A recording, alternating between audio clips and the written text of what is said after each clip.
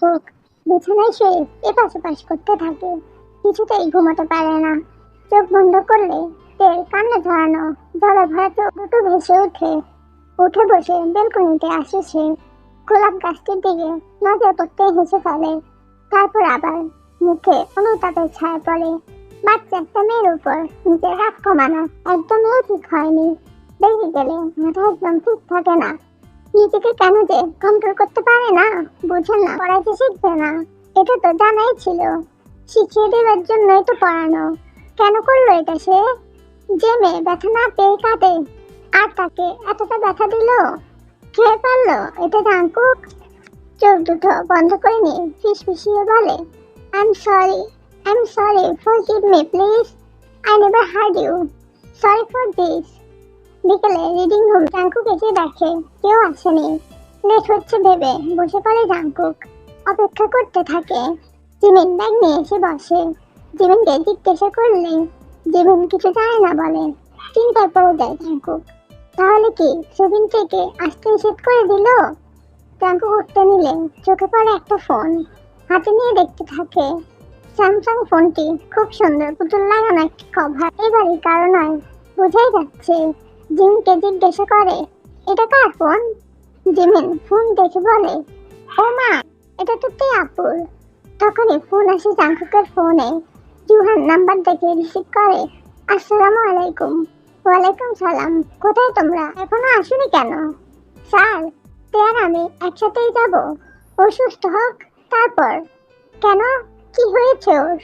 Sir, ওর অনেক জ্বর। ও আচ্ছা, ওকে এসো। আসসালামু আলাইকুম। জাঙ্কুক উপরে চলে আসে ফোন নিয়ে। রাতে আবার ফোনে কল আসে। স্ক্রিনে ইয়ঙ্কির নাম্বার দেখতে পায়। রাগ হলো, জাঙ্কুক নিজেকে সামলে নেয়। রিসিভ করে রেকর্ড চালু করে। হ্যালো, আপনি তো ভারী লেট। এতক্ষণ সময় লাগে নাকি ফোন ধরতে? আমি নিশ্চয়ই তোমার ফোনের জন্য বসেছিলাম না। আপনি এভাবে কেন কথা বলেন? আমাকে দেখি কি আপনার এমন ভাবে কথা বলতে ইচ্ছে করে? জাঙ্কুক গা ঝাড়া দিয়ে বলে, তো কিভাবে কথা বলতে হবে শুনি? সফট মানুষের সাথে সফটলি কথা বলতে হয়। জাঙ্কুকের তের কথা মনে পড়ে। খুবই রাফ ব্যবহার করে ফেলেছে। তুমি কি আমাকে পছন্দ করো? দেখো, সোজা সাপটা উত্তর দেবে। আমি স্পষ্ট ভাষীকে পছন্দ করি। ইয়ঙ্কি মাথা নাড়িয়ে লজ্জা ভাবেনি বলে, জি। আমার সাথে রিলেশনশিপে যেতে চাও? জি। জবের সাথে কি ব্রেকআপ করে দিয়েছো? ইয়ঙ্কি এবার আমতা আমতা শুরু করে। কাপা গলায় বলে, কে কে জেহব? ও, এখন জেহবকে চেনো না? যার সাথে 1 বছরের রিলেশন, তাকে চেনো না? যাকে বলেছো তুমি এইচএসসি এক্সাম দিবে। সিলেটে তোমার বাসা। তোমার বাবা লন্ডনে অনেক বড় ব্যবসায়ী। কোটি কোটি টাকা তোমার বাবার। তোমার বাবা তোমাকে নিয়ে খুবই কনসার্ন। তাই তোমাকে একা ছাড়ে না। তাই তুমি মিট করতে পারছো না। একের পর এক ডেট রিসিভ করছো। ইয়ঙ্কি কাঁপতে কাঁপতে বলে, আপনি কে?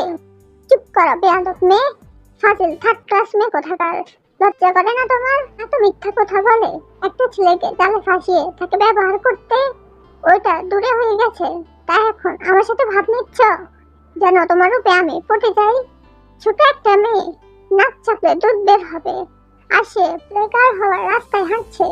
এমপির ছেলে দেখতে হ্যান্ডসাম, বড় লোক দেখে লাইন দিতে চলে আসছো। বাজে মেয়ে কোথাকার। জবের কাছে জেনে নেবে আমি কে। ফোন রাখো। ফোন কেটে রেকর্ডিংটা জবকে সেন্ড করে বিছানায় ফোন ঢিল দিয়ে ব্যালকনিতে চলে আসে। গোলাপ গাছটির দিকে চোখ পড়তে এর ফোনের কথা মনে পড়ে। রুমে এসে ফোন হাতে নিয়ে ক্লিক করতেই কিউট একটা পিক লক স্ক্রিনে ভেসে ওঠে। সাথে সাথে জাঙ্কুকের ঠোঁটেও মৃদু হাসি ফুটে ওঠে। নিমেষেই বিরক্তির সব আধার কেটে যায়। বালিশে মাথা থেকে শুয়ে পড়ে। ফোনটা লক করা, তাই খুলতে পারছে না। অনেক নাম দিয়ে খোলার চেষ্টা করে। তের নাম, বয়স সবকিছু দিয়ে ট্রাই করে, বাট পাসওয়ার্ড ম্যাচ করে না। শেষ খাতার ফেয়ারি লাভ ডেভিল নামটা মনে হয়। লগ ইন করতে লক করে যায়। লক খুলতে আরেকটা কিউট পিক স্ক্রিনে ভেসে ওঠে। জাঙ্কুক ফোন ঘেঁটে দেখতে পায় কল লিস্টে জানু ভাইয়া। এই 2 নাম্বারে বেশি কল। জানু, জুহান নাম্বার, আর ভাইয়া গঙ্গেয় স্যারের। যদিও গঙ্গেয় স্যারের নাম্বার জাঙ্কুক চিনে না, ধরে নিয়েছে অ্যাপ স্টোরে সব গেমস, ভিডিও লিস্টে শুধু কার্টুন, বিনা রাজেও সিম্পল, অগি, ফেয়ারি টেল এসব দেখে জাঙ্কুক হাসতে হাসতে শেষ। মনে হচ্ছে 5 বছর বাচ্চার একটা ফোন সে হাতে নিয়েছে। এতে কি জাঙ্কুক শখ 8,056 পিক দুষ্টু পুতুলের। এর প্রত্যেকটা পিক দেখে জাঙ্কুকের নিঃশ্বাস বন্ধ হওয়ার অবস্থা। এক একটা কস্টিউম, সব গাউন ঠিক যেন পরি ড্রেস। এক একটা স্মাইল দুষ্টুমিতে ভরা দুষ্টু পুতুল। এক একটা লুক নেশা ভরা। এক একটা পোজ মডেলের থেকে কম না। এক একটা এক্সপ্রেশন পাগল করা। এক একটা বডি ল্যাঙ্গুয়েজ লাইক হিরোইন। সারাতে ঘুম হারাম হয়ে যায় জাঙ্কুকের। পিকের মেয়েটাকে কিছুতে পিচ্ছি দুষ্টু পুতুলের সাথে মেলাতে পারছে না। মনে হচ্ছে 19 বছরে এক যুবতীর ফটোশুট করা ফটো দেখছে সে। এই যাবৎ যা খেয়াল করেনি আজ তাই খেয়াল করছে। প্রত্যেকটা পিক খুঁটিয়ে খুঁটিয়ে দেখতে থাকে সে। রাত্রির শেষ প্রহরে তার পিক দেখা শেষ হয়। আজানের শব্দই শোনা যায়। মাথা পুরো হ্যাং। পাগল প্রায় অবস্থা জাঙ্কুকের। মুখ থেকে আপনা আপনি উচ্চারিত হয়, ইউ আর এ গার্ল দুষ্টু পুতুল। একটু সাজলে তোমায় এত সুন্দর লাগে আমার ধারণার বাইরে।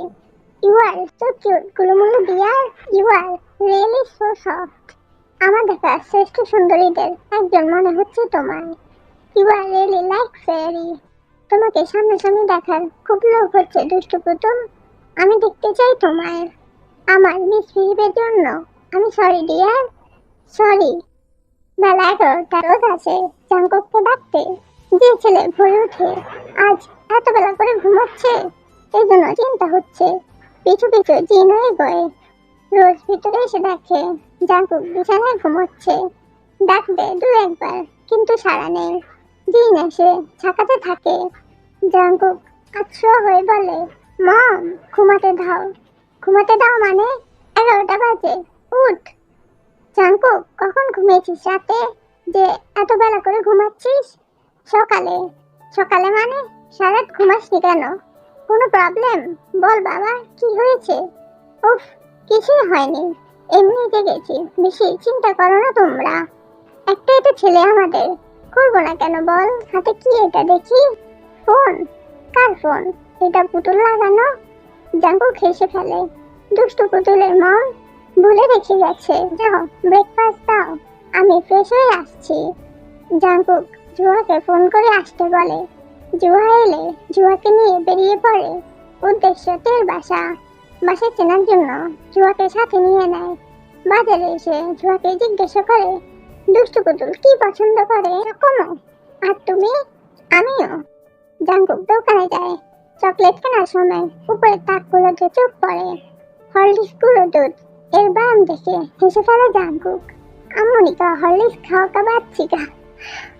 মামা দুটো হরলিক্সের বক্স দিন, চিপসও দেন। ফ্রুটসের দোকান থেকে কিছু ফ্রুটস কিনে নেয়। বাড়িতে এসে একটা চকলেট বক্স প্যাকেট থেকে বের করে জুহাকে দেয়। জুহা জিজ্ঞাসা করে, স্যার এত বড় প্যাক কেন? তোমার জানো তো অসুস্থ, তাই তাকে সুস্থ করার জন্য প্যাকেট বড় হয়ে গেল। তের বাসায় এসে গাড়ি থেকে নামতেই জুবিন এলেন এগিয়ে আসে। আসসালামু আলাইকুম। আরে জাঙ্কুক যে, আসো বাবা আসো। ওয়ালাইকুম আসসালাম, কেমন আছেন আপনারা? ভালো বাবা, আসো। জাঙ্কুক বসার রুমে গিয়ে সোফায় বসে। হাতের প্যাকেটটা টি টেবিলের উপর রাখে। তুই কেমন আছে কাকা? জুবিন মাথাটা নিচু করে নেয়। টিচাররা শাসন করবে, মারবে, পড়া না শিখলে এটাই স্বাভাবিক। এই ব্যাপারে জাঙ্কুককে কিছু বলার শোভা পায় না। কাকা আমি সরি, আমি আসলে কয়েকজন ছাত্র পড়িয়েছিলাম, তারা পড়া না পারলে আমি যেভাবে শাসন করতাম দেখেও সেভাবে করেছি। আমার আসলে মাথায় আসেনি যে এটা ওই ছাত্ররা না, আমি না বুঝে শুনে কাজটা করেছি। আমি সরি কাকা। ওর হাতের কি অবস্থা? আমি দেখেও নাই ওর হাতটা। না বাবা, তোমার সরি বলার কিছু নেই। আসলে দোষটা আমাদেরই। আমাদের মেয়ে পড়াশোনা করে না, তুমি তো শাসন করবেই। মার খেয়ে ভয় কে না পড়ে বলো? কিন্তু ওর একটা সমস্যা আছে, কোনো ছেলের হাতে মার ও সহ্য করতে পারে না। হোক সেটা আমি, নয় ওর বাবা, নয় ওর টিচার। যে কোনো ছেলের হাতে মার খেলেই ও অসুস্থ হয়ে পড়ে, টানা জ্বর চলে আসে। কিছুতে 2-3 দিনের আগে কমাতে পারি না। মেয়ে আমাদের মুমূর্ষ অবস্থা হয়ে যায়। এই জন্য কেউ ওর গায়ে হাত তুলে না, শত দুষ্টুমি করলেও। ওর বাবা সময় ভুল করে বসে, তারপর আমরা মেয়েকে হারাতে বসি। আমাদেরই উচিত ছিল তোমাকে আগে বলার যে ওকে না মারতে। আদরে মানুষদের আদর দিয়ে পড়াতে হয়, বুঝলে বাবা? তোমার বাবা আমার বন্ধু মানুষ, ও বলেছিল বলেই, আর তোমার মতো বুঝদার ছেলে দেখেই সুবিন পড়াতে বলেছে তোমায়। তোমার বাসা থেকে আসার পর রাত থেকে জ্বর, সকালেও ছিল, এখন একটু কমেছে।